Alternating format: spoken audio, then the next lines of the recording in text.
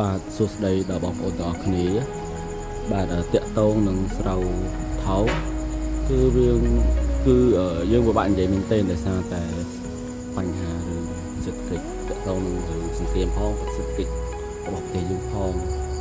គឺឈ្មោះញាក់ដែលទីជាច្រើនគាត់អត់ដែលចង់ទិញថោកទេតែអាចមកពីស្រូវនោះអាចនឹងទៅវៀតណាមតែមួយមុខអញ្ចឹងហើយអាចធ្វើស្រូវនេះឡើងទីផ្សារអត់មានការគ្រប់ជេរចំពោះស្រូវ54នៅឆ្នាំមុនតាក់ទងនឹងស្រូវ54គឺវាឡើងបន្តទៀតហើយឆ្នាំមុនវាឡើងដល់ទៅខ្ញុំចូលពីដំបូងគឺឡើង800ជាងណាជិត1000ប៉ុន្តែនៅពេលដែលឈ្មោះរបស់វៀតណាម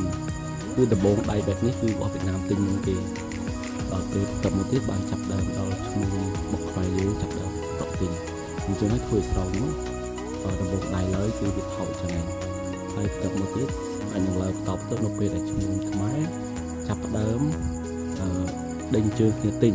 មានន័យថាខ្ញុំមិនដឹងថាឈ្មោះខ្មែរនឹងយ៉ាងម៉េចទេប៉ុន្តែអាចនឹងថារោមម៉ាស៊ីនមួយចាប់ដើមមានលុយដើម្បីទិញពេលហ្នឹងហើយបានតចាប់ដើមឡើងថ្លៃមែនទែនប៉ុន្តែបើសិនជាដំបងដៃបែបនេះគឺភាគច្រើននាំទៅវៀតណាមហើយគេអាចក្នុងខែទៅខែ